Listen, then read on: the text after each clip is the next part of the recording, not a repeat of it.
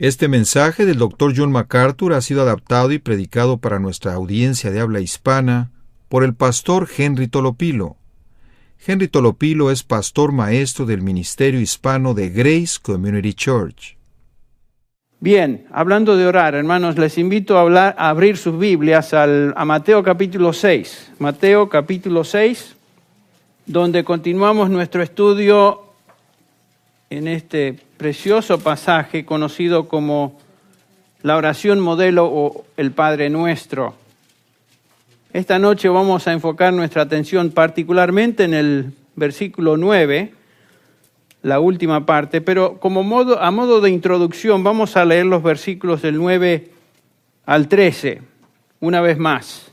Dice así: Vosotros pues orad de esta manera: Padre nuestro que estás en los cielos, santificado sea tu nombre, venga tu reino, hágase tu voluntad, así en la tierra como en el cielo. Danos hoy el pan nuestro de cada día y perdónanos nuestras deudas como también nosotros hemos perdonado a nuestros deudores. Y no nos metas en tentación, mas líbranos del mal, porque tuyo es el reino y el poder y la gloria para siempre jamás. Amén. Qué preciosa oración que estamos estudiando y desmenuzando, que nos va a llevar 12 semanas para completar. ¿Por qué es que oramos? Comencemos con esa pregunta hoy. ¿Por qué es que oramos? ¿Qué es lo que nos motiva o nos mueve a orar como creyentes? Cada uno de nosotros. Bueno, si somos honestos, creo que en la mayoría de los casos, oramos por razones pragmáticas. En otras palabras, oramos porque tenemos necesidades y las traemos delante del Señor, lo cual está bien, y queremos que el Señor conteste y llene esas necesidades de alguna manera. Por lo general oramos cuando estamos en un aprieto, cuando queremos que Dios nos saque de algún apuro, ¿no es cierto? Ahí sí realmente nos volvemos muy, muy firmes y concienzudos en cuanto a una vida de oración, ¿no es cierto? Estaba leyendo un par de descripciones de cuando los creyentes oran y me llamaron la atención dos de ellas. Una dice: para un gran número de cristianos la oración es como una bomba de agua en un barco que se utiliza en momentos de emergencia para bombear el agua que está entrando y amenaza hundir la nave. O sea, es una ilustración de orar cuando las papas queman, ¿no es cierto? Claro, en esos momentos oramos. Otra cosa que leí dice: para muchos la oración es como un paracaídas espiritual. Están contentos de tenerlo, pero esperan no tener que usarlo. O sea, es bueno tener accesible el medio de oración cuando estamos en una situación de apuros. No estamos diciendo que todo creyente se distingue por esta cualidad, pero estamos diciendo que en muchas personas, ese sí es una descripción de su actitud para con la oración. El punto de estas observaciones es que en general la oración tiene un enfoque egoísta, una perspectiva totalmente humana. Aún en nuestras reuniones de oración que tenemos cada domingo, escuchemos cuánto de nuestros pedidos tienen que ver con nuestra situación particular o alguna situación difícil por la cual estamos pasando. Y otra vez quiero enfatizar que eso no está mal, pero no es el énfasis primordial de la oración que se nos enseña en este pasaje. Como comenzamos a notar la última vez, en la Biblia, la oración no es primordialmente para nuestro beneficio, sino que es un medio que Dios nos da para que Él se glorifique. La oración es primordialmente para la gloria de Dios y en segundo lugar para nosotros. Es interesante, ¿no? La oración es un privilegio del Hijo de Dios que nos introduce a la corte del Rey del universo. ¿Se acuerdan? Dijimos que la palabra de Dios es el medio que Él utiliza para hablarnos y nosotros hablamos a Él por medio de la oración, es lo que acabamos de cantar. Entonces es un privilegio. La oración es un medio de comunicación o un medio de comunión con el Rey de Gloria. Pero la oración, por sobre todas las cosas, es el conducto que permite que Dios demuestre su gloria, haciéndonos ver quién es Él. Cuando Dios contesta, de acuerdo a su voluntad, nos está enseñando quién es Él. La oración entonces no es para que nosotros impresionemos a Dios como algunos de estos personajes que el Señor menciona acá, los hipócritas, los religiosos del día. No oréis como los hipócritas porque a ellos les gusta ponerse en pie y orar en las sinagogas y en las esquinas y en las calles para ser vistos de los hombres. Y muchos de ellos, dice el Señor, que hablaban, decían palabrerías para impresionar a Dios de alguna manera. La oración no es para que impresionemos a Dios, sino para que nosotros quedemos impresionados con Dios, quedemos impresionados con su gloria, su majestad, sus atributos. Ustedes recuerdan las palabras de Jesús en Juan 14:13, mencionamos este pasaje la última vez, y todo lo que pidiereis al Padre en mi nombre lo haré, para que el Padre sea glorificado en el Hijo. El propósito que Dios escucha la oración en el nombre de Jesús y la contesta, no es para nosotros, sino para que Él sea glorificado, ¿ven? Para que Él sea glorificado. La oración no es para traer a Dios en línea con nuestros deseos y necesidades, sino para que Él, Dios, tenga prioridad en todo. Noten que la oración modelo que el Señor Jesús instruye o enseña en este pasaje comienza con Dios y termina con Dios. Comienza diciendo, santificado sea tu nombre, venga tu reino, hágase tu voluntad, y termina con esta doxología, porque tuyo es el reino, el poder y la gloria por los siglos de los siglos. Comienza con Dios y termina con Dios. El enfoque de la oración es Dios. Hay muchos que piensan que pueden usar la oración como un medio de manipular a Dios. Reclaman a Dios. Demandan respuesta de Dios, de acuerdo a sus deseos. Según muchos de ellos lo hacen con fe. Por lo tanto, Dios debe sentirse obligado a contestar ese pedido, ya que se hizo con fe o se hizo en fe. Como esta vez que visitaba una iglesia y escuché a esta hermana expresar esta oración: Dios, vos me tenés que sanar porque te lo pido con fe. Vos me tenés que sanar. Y claro, todos los hermanos decían amén, amén, amén. Bueno, pero esta mujer no pedía en oración, esta mujer estaba demandando en oración y lo demandaba porque según ella lo estaba haciendo con fe. Dios contesta según su voluntad y sus propósitos. Y a veces su voluntad no es darnos lo que pedimos. Así que no podemos demandar a Dios. Algunos enseñan que si solamente creemos, o sea, tenemos fe, podemos recibir de Dios lo que pedimos. ¿Han escuchado la frase, reclámalo por fe y es tuyo? Reclámalo y es tuyo. Bueno, eso no es cierto. Eso es una desfiguración de la enseñanza bíblica particularmente sobre la voluntad soberana de Dios. Dios no puede ser manipulado por la oración, Dios contesta según su voluntad. Aún el Señor Jesús, en el jardín, pide de esta manera a su Padre Celestial, si es posible, que pase de mí esta copa, y después agrega, mas no sea, ¿qué? Mi voluntad, sino la tuya. Ese es el Hijo de Dios. El apóstol Pablo, ustedes recuerdan en 2 de Corintios capítulo 12, él pide al Señor Jesús, pide a Dios, pidió al Señor 3 veces que quitara de él un aguijón en la carne. Y la respuesta a las 3 veces fue, bástate mi gracia.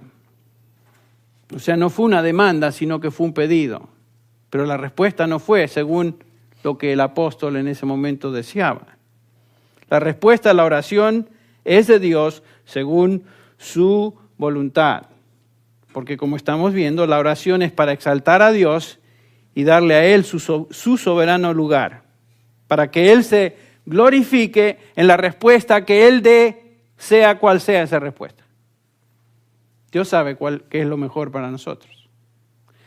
Por eso estamos dividiendo o bosquejando este pasaje sobre la oración de esta manera. Estamos hablando de la paternidad de Dios, Padre nuestro que estás en los cielos, lo cual estudiamos la última semana. La prioridad de Dios que vamos a estudiar hoy, santificado sea tu nombre. Continuaremos con el programa de Dios, venga tu reino. El propósito de Dios, sea hecha tu voluntad. La provisión de Dios, danos hoy nuestro pan cotidiano. El perdón de Dios, perdona nuestras deudas. La protección de Dios, no nos metas en tentación. La preeminencia de Dios, tuyo es el reino y el poder y la gloria por los siglos de los siglos. Amén. ¿Entendemos esto? El punto de la oración no somos nosotros. El punto de la oración es Dios. Eso es lo que este pasaje nos está enseñando. La oración comienza, como vimos la última vez, enfocándonos en Dios como nuestro Padre. A modo de repaso, la palabra Padre, pater, sin duda es la traducción de la palabra aramea Abba, que cualquier niño hebreo utilizaba refiriéndose o acercándose a su padre y le decía Abba, quería decir papá, un término de intimidad, de cariño.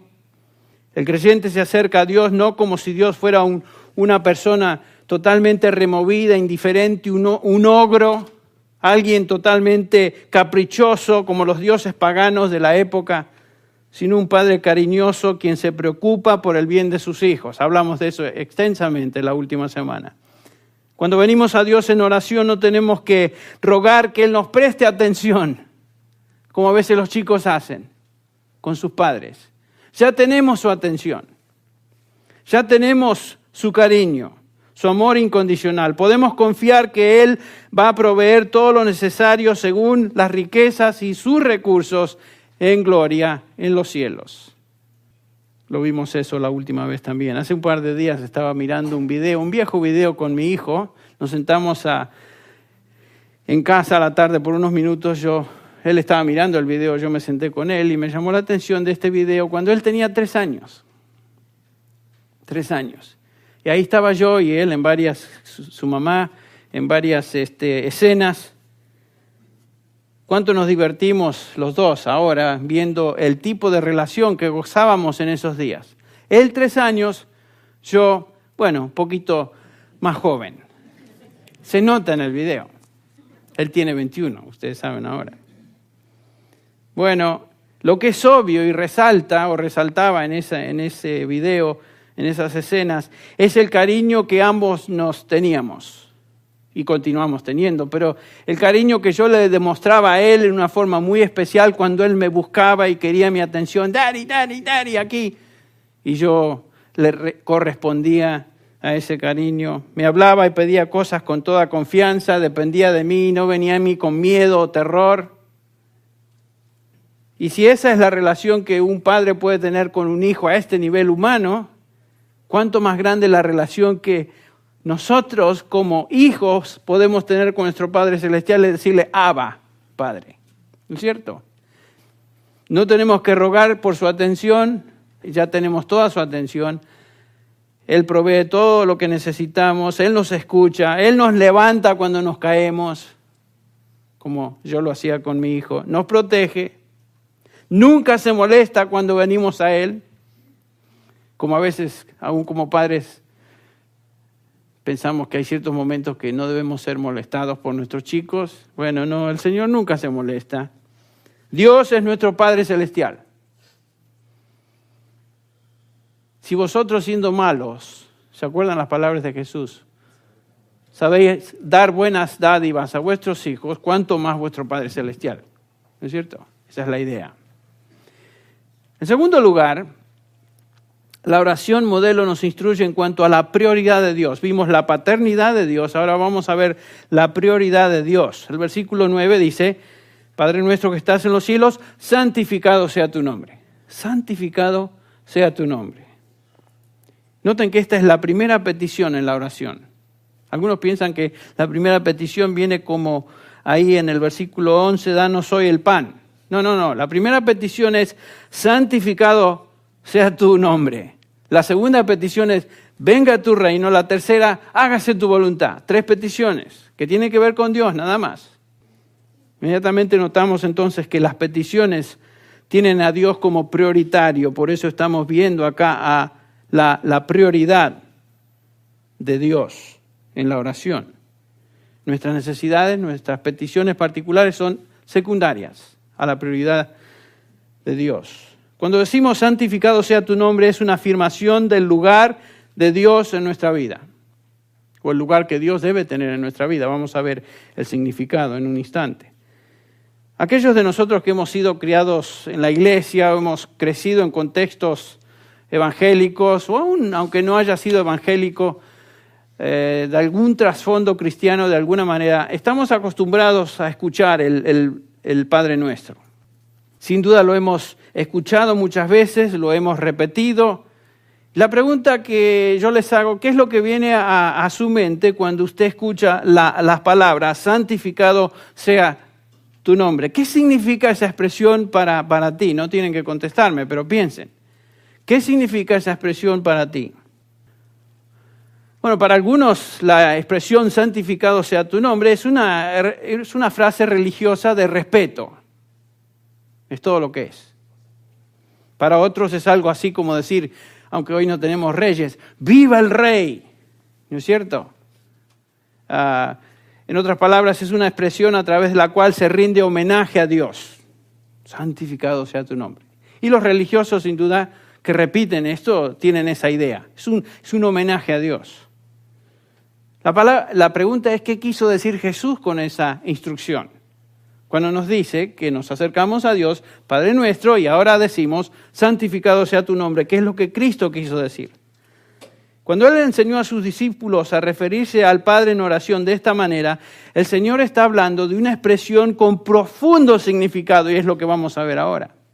Un tremendo significado detrás de esta frase, santificado sea tu nombre.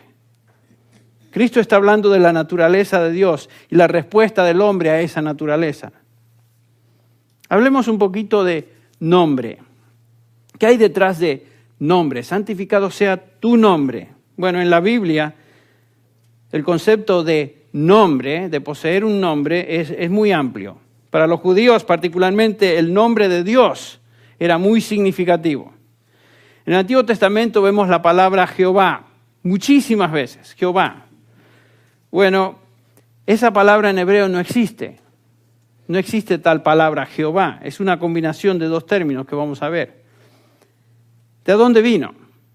¿Cuál es el origen de esta palabra Jehová?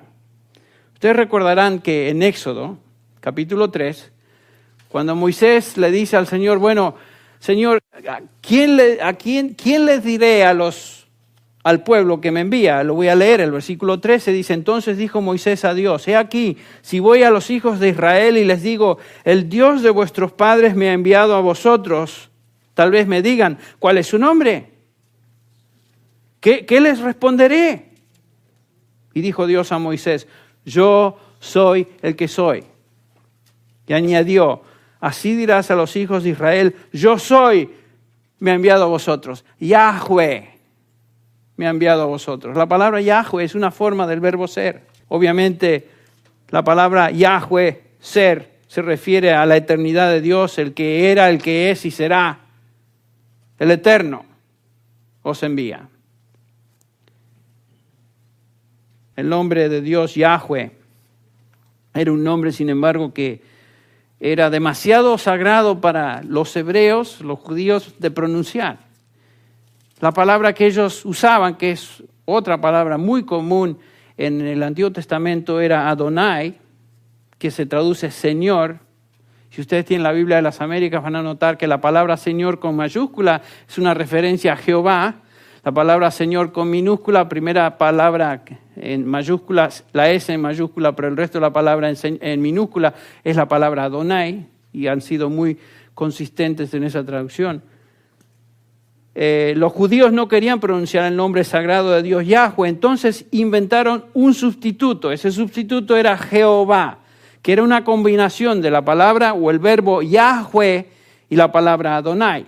Entonces tomaron las consonantes del verbo, Yahweh, y agregaron las vocales del nombre Adonai y llegaron a ese término Jehová. Jehová, de ahí viene el término. Ahora, los judíos superficialmente tenían mucho respeto al nombre de Dios, pero a través de los años se olvidaron de lo que estaba detrás de ese nombre. No es simplemente ser respetuoso por un nombre, un apelativo, sino que lo importante es reconocer quién está detrás de ese nombre. Y el Señor Jesús enseña en esta oración modelo que no es simplemente un respeto superficial al nombre de Dios, sino reverencia por todo lo que ese nombre es y todo lo que ese nombre representa. El nombre de Dios representaba la persona de Dios revelada en la Escritura. Por ejemplo, como ejemplo de lo que acabo de decir, en Éxodo 33, no tienen que buscarlo, el versículo 18, estas son las palabras de Moisés, donde hace un pedido a Dios, y leemos, entonces dijo, te ruego que me muestres tu gloria. Eso es lo que Moisés dice al Señor, a Jehová. Y respondió el Señor, yo haré pasar todo mi bien delante de tu rostro y proclamaré el nombre de Jehová delante de ti. Entonces la gloria de Dios estaba encerrada en su nombre. Proclamaré el nombre de Jehová delante de ti. Ahora en el capítulo 34, el próximo capítulo, vemos en el versículo 5 que dice, y Jehová descendió en la nube y estuvo allí con él, con Moisés, proclamando el nombre de Jehová. Proclamando el nombre de Jehová. ¿Qué quiere decir eso? Que el Señor Jehová proclamó su nombre Jehová, Jehová, Jehová, Jehová, Jehová, Jehová. No está hablando de eso. Noten lo que dice el versículo 6. Pasando Jehová por delante de él, proclamó Jehová fuerte, misericordioso, piadoso, tardo para la ira, grande en misericordia y en verdad, que guarda misericordia a millares, que perdona la iniquidad, la rebelión y el pecado, y que de ningún modo tendrá por inocente al malvado, que visita la iniquidad de los padres sobre los hijos y sobre los hijos de los hijos hasta la tercera y cuarta generación. ¿Ven lo que está diciendo? Dios dice, voy a proclamar mi nombre, e inmediatamente procede a proclamar los atributos detrás de ese nombre.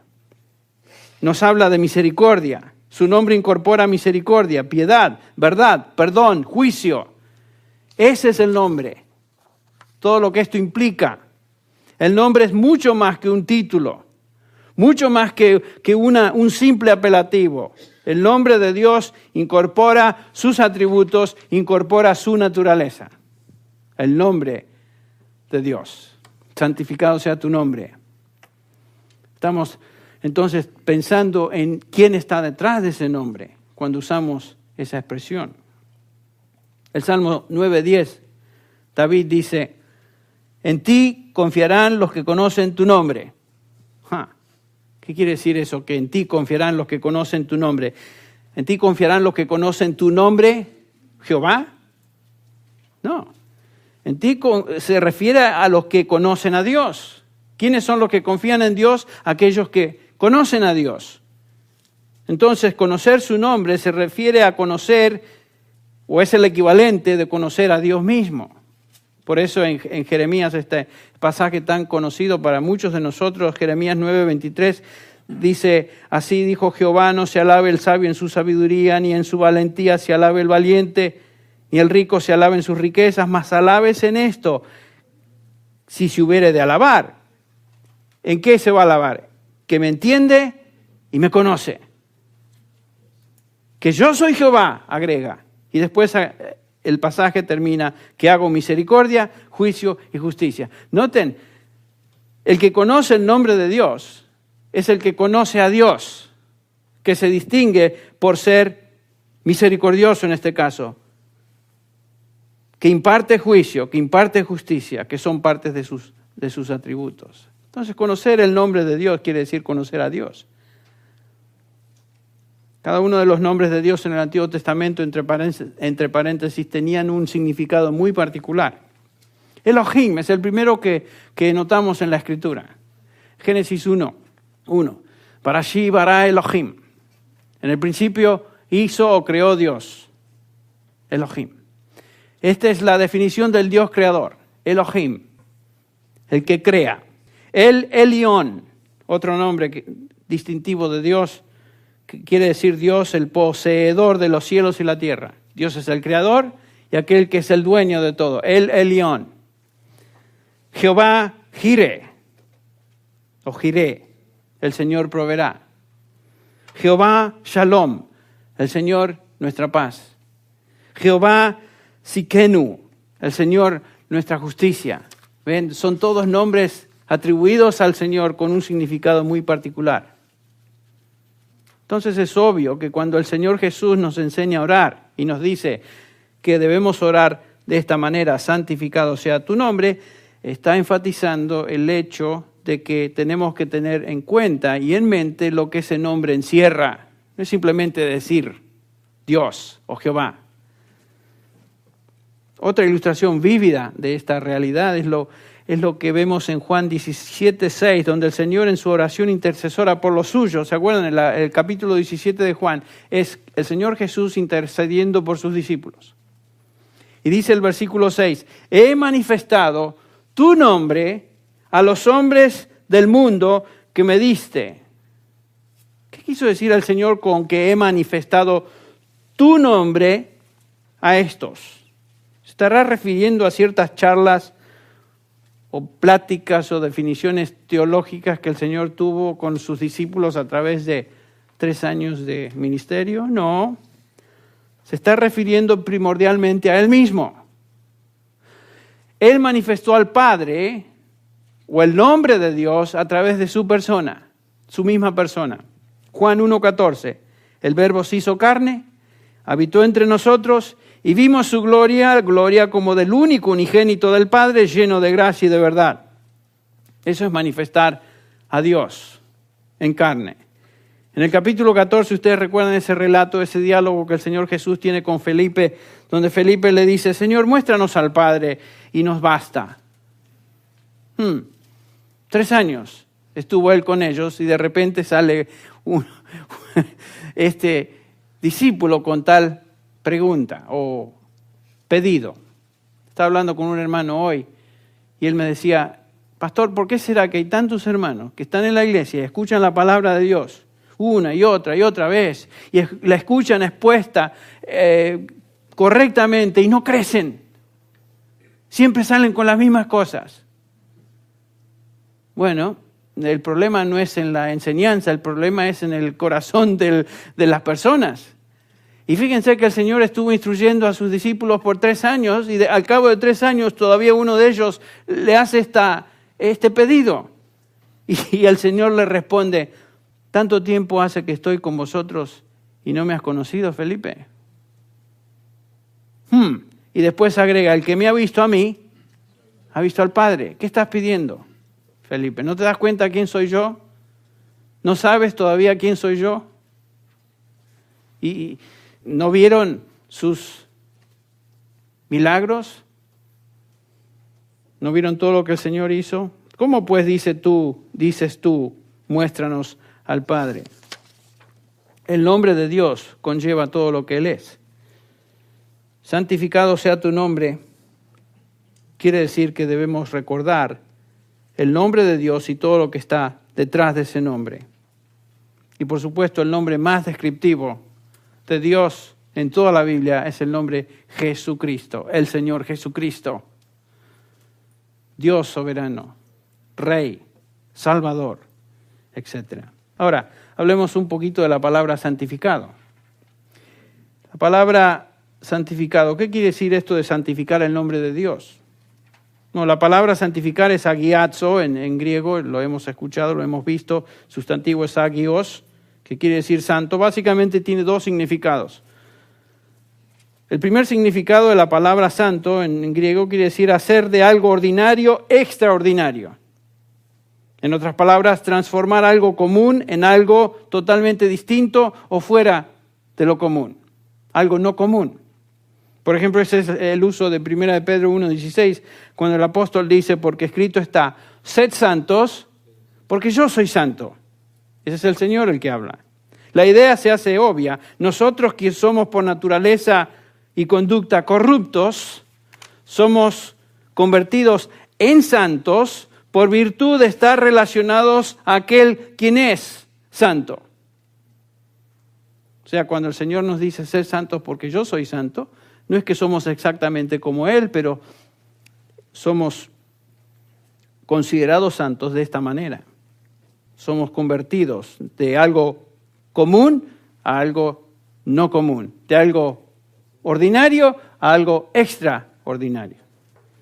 En segundo lugar, el significado de santo o santificar es el siguiente: considerar o tratar a algo o a alguien como separado. Este es el significado de santificar en la oración modelo. No es que estamos diciendo o haciendo a Dios santo en ninguna manera por medio de esa petición, santificado sea tu nombre, sino que estamos reconociendo con ese pedido, considerando el hecho que Él es santo. Estamos reverenciando el nombre de Dios. ¿Por qué? Porque Él es separado, distinto, perteneciente a un ambiente totalmente diferente, por encima de todo, diferente en calidad al resto de los seres del universo. Entonces, orar santificado sea tu nombre es atribuirle a Dios o reconocer la santidad que Él ya posee, siempre ha poseído y supremamente le pertenece a su persona. Juan Calvino escribió lo siguiente acerca de esta expresión, santificado sea tu nombre.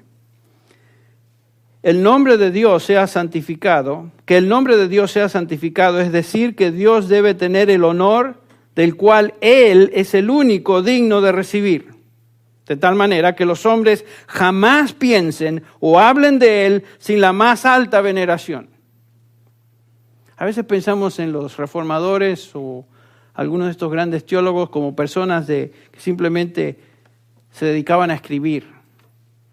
Personas como Calvino eran personas que habían entendido la santidad de Dios y tenían una relación muy íntima con su Salvador y Señor. Acá Calvino describe lo que significa esa expresión, santificado sea tu nombre. Qué triste, en contraste, qué triste es ver y escuchar a evangélicos de hoy que se refieren a Dios con una increíble familiaridad y superficialidad. Como si Dios fuera un compañero de escuela con quien ellos se graduaron. Lo tratan a Dios como si Él fuera un cuate, usando esa terminología mexicana.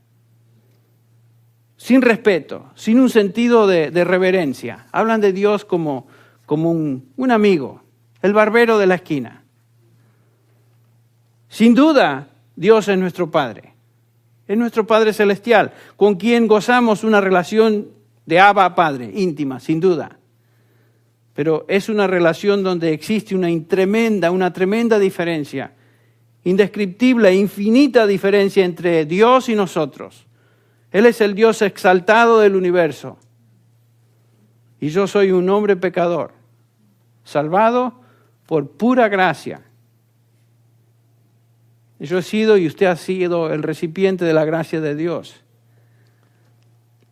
Sí, Dios es mi Padre, pero Dios no es mi compadre, como algunos hablan de Dios.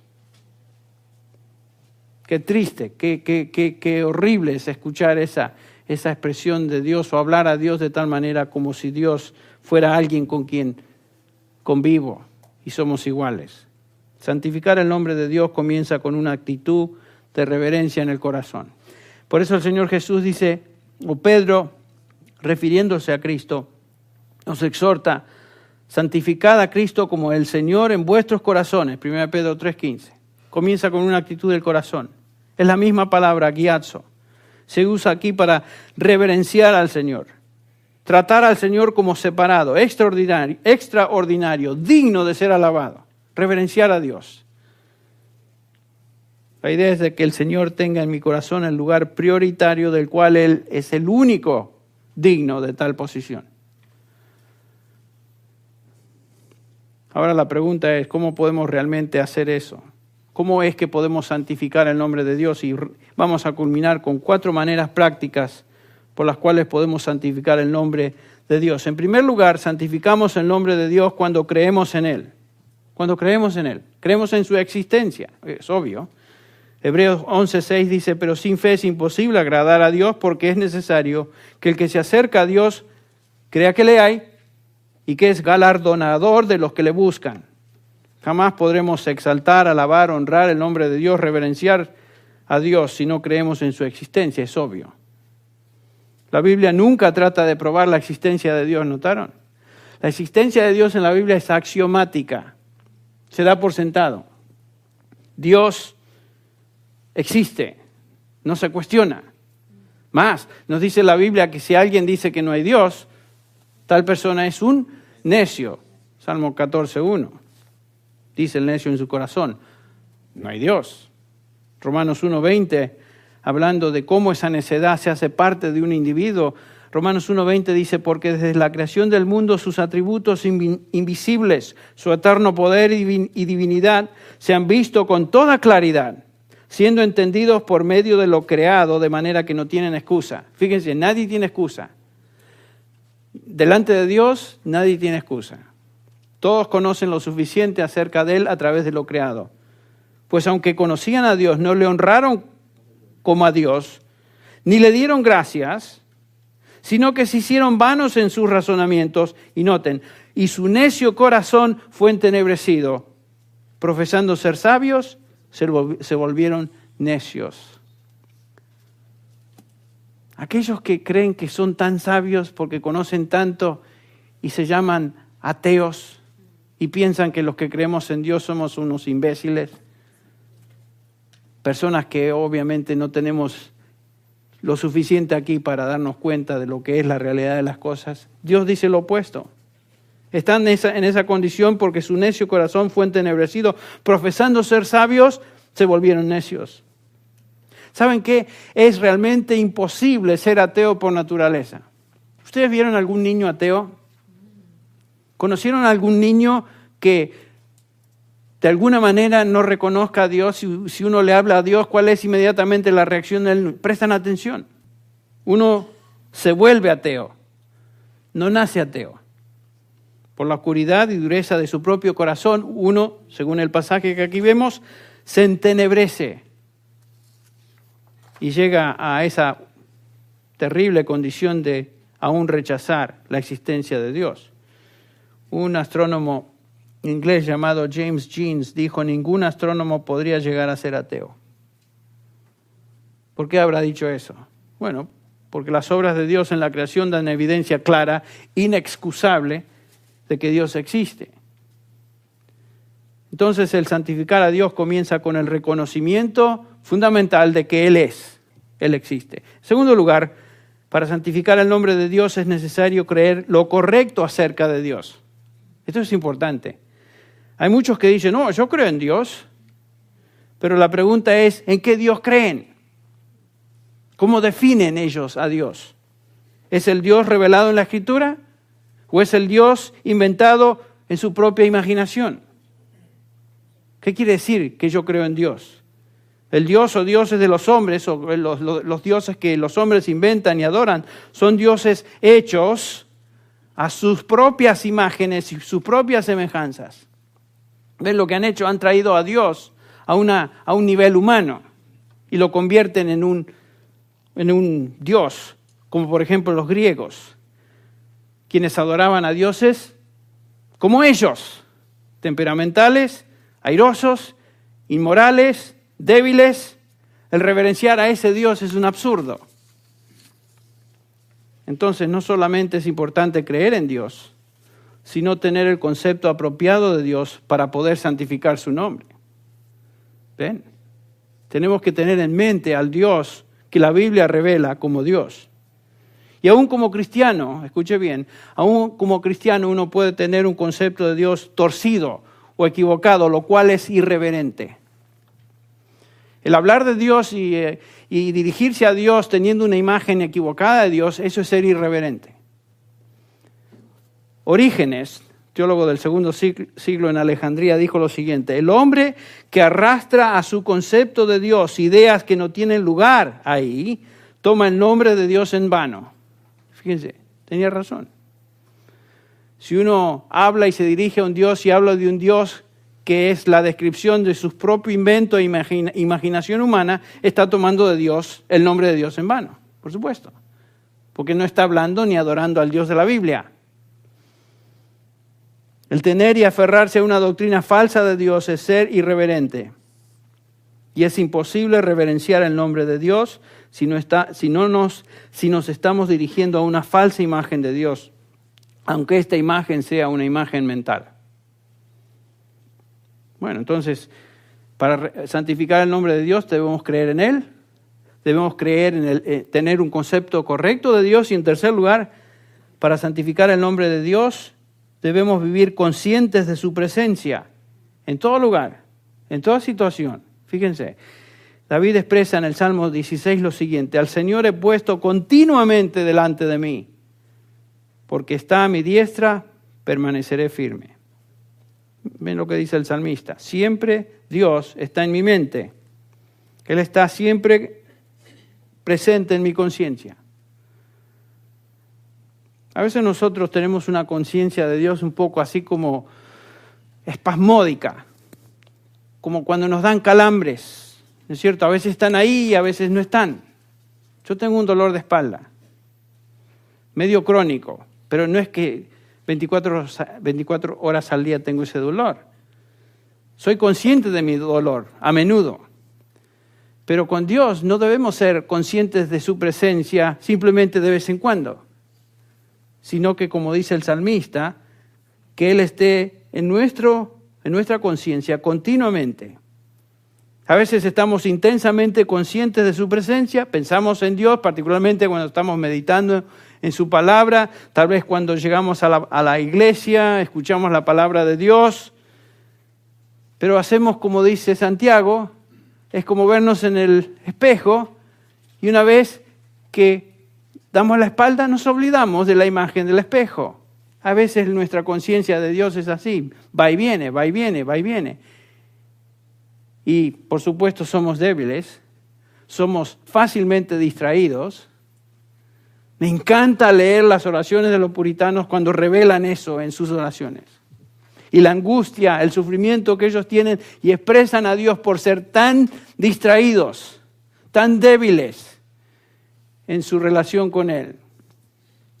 Usted vino a este lugar pensando que era el único que se sentía así.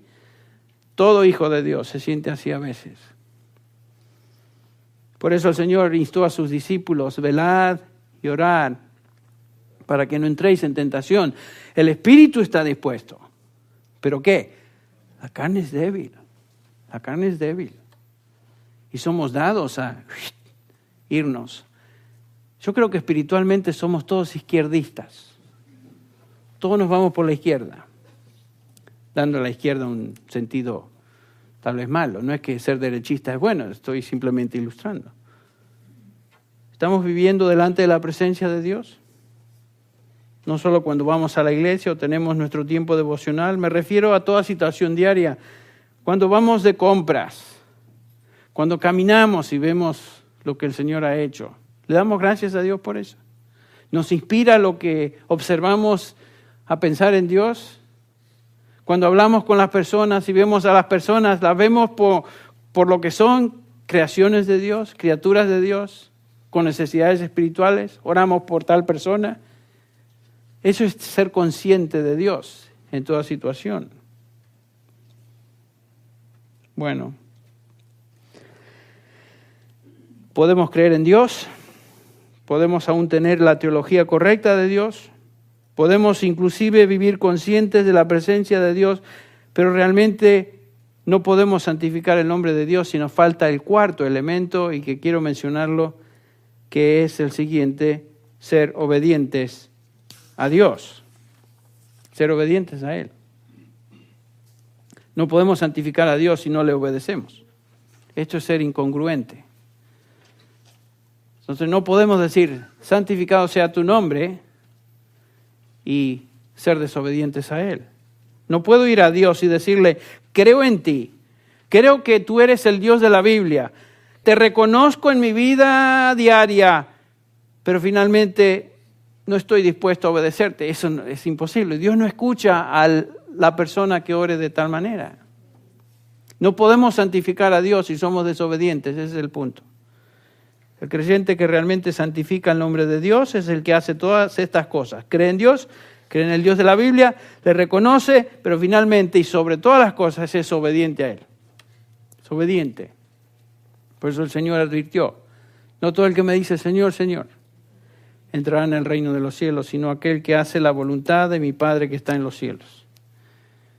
Entonces, nuestra oración debe comenzar con la convicción de que Dios es nuestro Padre, a quien venimos como hijos necesitados, pero por sobre todas las cosas venimos a Él con reverencia, siendo nuestra primera petición y deseo genuino del corazón, santificado sea tu nombre.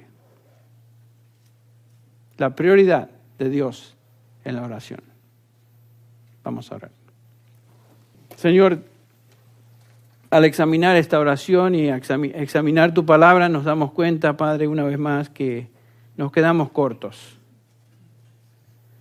Nos quedamos cortos de actuar y vivir de acuerdo a lo que tú nos enseñas. Confesamos esto como pecado. Señor, aun cuando oramos tan egoístamente. Perdónanos, Señor. Pero por un lado te agradecemos que eres nuestro Padre, que nos escuchas, que prestas atención, que estás dispuesto, siempre listo a escuchar nuestras peticiones, a abrir tus brazos amorosos, a contestarnos. Pero Padre, vimos esta noche que debemos venir con una actitud de reverencia absoluta delante de ti. Perdona, Señor, cuando nos olvidamos de ser reverentes. Queremos, Señor, genuinamente aprender a decir santificado sea tu nombre con el sentido que tú nos enseñas en esta oración modelo. Lo pedimos por Cristo Jesús. Amén. Este mensaje, predicado originalmente en inglés por el pastor John MacArthur, fue adaptado y predicado en la congregación hispana de Grace Community Church por el pastor Henry Tolopilo. John MacArthur es el pastor de Grace Community Church y el predicador del programa de radio Grace to You, el cual es escuchado diariamente en cientos de estaciones cristianas alrededor del mundo. Para ordenar copias de este mensaje o para recibir un catálogo de materiales disponible en inglés o español, llámenos gratuitamente del interior de los Estados Unidos a cualquier hora del día o de la noche. Nuestro número telefónico es 1-800-55-GRACE, 1-800-554-7223. Si usted llama de cualquier país fuera de los Estados Unidos, marque la clave internacional.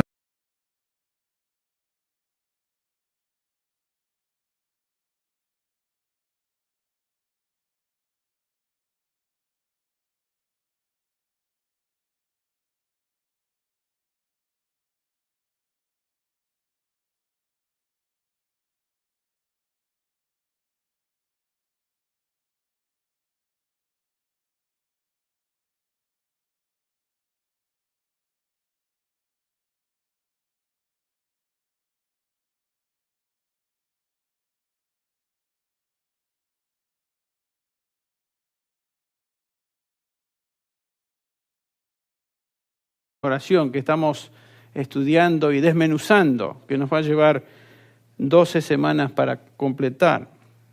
¿Por qué es que oramos? Comencemos con esa pregunta hoy. ¿Por qué es que oramos? ¿Qué es lo que nos motiva o nos mueve a orar como creyentes? Cada uno de nosotros.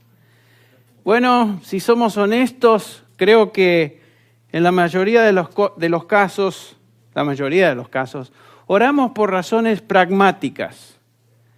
En otras palabras, oramos porque tenemos necesidades y las traemos delante del Señor, lo cual está bien, y queremos que el Señor conteste y llene esas necesidades de alguna manera.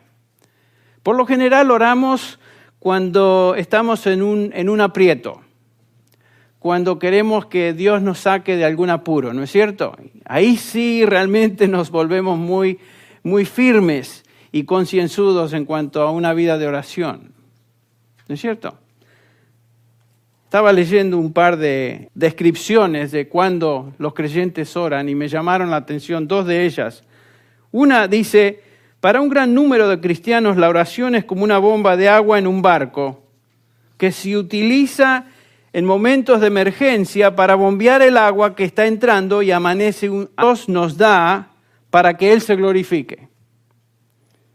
La oración es primordialmente para la gloria de Dios y en segundo lugar para nosotros. Es interesante, ¿no? La oración es un privilegio del Hijo de Dios que nos introduce a la corte del Rey del universo. ¿Se acuerdan? Dijimos que la palabra de Dios es el medio que Él utiliza para hablarnos y nosotros hablamos a Él por medio de la oración, es lo que acabamos de cantar. Entonces es un privilegio. La oración es un medio de comunicación o un medio de comunión con el Rey de Gloria. Pero la oración, por sobre todas las cosas, es el conducto que permite que Dios demuestre su gloria, haciéndonos ver quién es Él. Cuando Dios contesta de acuerdo a su voluntad, nos está enseñando quién es Él. La oración entonces no es para que nosotros impresionemos a Dios como algunos de estos personajes que el Señor menciona acá, los hipócritas, los religiosos del día. No oréis como los hipócritas porque a ellos les gusta ponerse en pie y orar en las sinagogas y en las esquinas y en las calles para ser vistos de los hombres. Y muchos de ellos, dice el Señor, que hablaban, decían palabrerías, para impresionar a Dios de alguna manera. La oración no es para que impresionemos a Dios, sino para que nosotros amenaza hundir la nave. O sea, es una ilustración de orar cuando las papas queman, ¿no es cierto? Claro, en esos momentos oramos. Otra cosa que leí dice: para muchos la oración es como un paracaídas espiritual. Están contentos de tenerlo, pero esperan no tener que usarlo. O sea, es bueno tener accesible el medio de oración cuando estamos en una situación de apuros.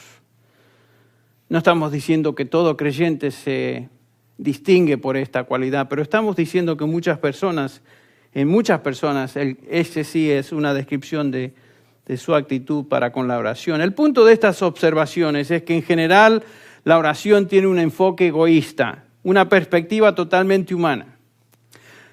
Aún en nuestras reuniones de oración que tenemos cada domingo, escuchemos cuánto de nuestros pedidos tienen que ver con nuestra situación particular o alguna situación difícil por la cual estamos pasando. Y otra vez quiero enfatizar que eso no está mal, pero no es el énfasis primordial de la oración que se nos enseña en este pasaje. Como comenzamos a notar la última vez, en la Biblia, la oración no es primordialmente para nuestro beneficio, sino que es un medio que Dios... Este mensaje del Dr. John MacArthur ha sido adaptado y predicado para nuestra audiencia de habla hispana por el pastor Henry Tolopilo. Henry Tolopilo es pastor maestro del Ministerio Hispano de Grace Community Church. Bien, hablando de orar, hermanos, les invito a abrir sus Biblias a Mateo capítulo 6. Mateo capítulo 6, donde continuamos nuestro estudio en este precioso pasaje conocido como la oración modelo o el Padre Nuestro. Esta noche vamos a enfocar nuestra atención particularmente en el versículo 9, la última parte, pero a modo de introducción vamos a leer los versículos del 9 al 13, una vez más. Dice así: vosotros pues orad de esta manera: Padre nuestro que estás en los cielos, santificado sea tu nombre, venga tu reino, hágase tu voluntad, así en la tierra como en el cielo. Danos hoy el pan nuestro de cada día y perdónanos nuestras deudas como también nosotros hemos perdonado a nuestros deudores. Y no nos metas en tentación, mas líbranos del mal, porque tuyo es el reino y el poder y la gloria para siempre jamás. Amén. Qué preciosa. Nosotros quedemos impresionados con Dios, quedemos impresionados con su gloria, su majestad, sus atributos. Ustedes recuerdan las palabras de Jesús en Juan 14:13, mencionamos este pasaje la última vez. Y todo lo que pidiereis al Padre en mi nombre, lo haré, para que el Padre sea glorificado en el Hijo. El propósito que Dios escucha la oración en el nombre de Jesús y la contesta, no es para nosotros, sino para que Él sea glorificado, ¿ven? Para que Él sea glorificado. La oración no es para traer a Dios en línea con nuestros deseos y necesidades, sino para que Él, Dios, tenga prioridad en todo. Noten que la oración modelo que el Señor Jesús instruye o enseña en este pasaje comienza con Dios y termina con Dios. Comienza diciendo, santificado sea tu nombre, venga tu reino, hágase tu voluntad, y termina con esta doxología, porque tuyo es el reino, el poder y la gloria por los siglos de los siglos. Comienza con Dios y termina con Dios. El enfoque de la oración es Dios. Hay muchos que piensan que pueden usar la oración como un medio de manipular a Dios. Reclaman a Dios. Demandan respuesta de Dios.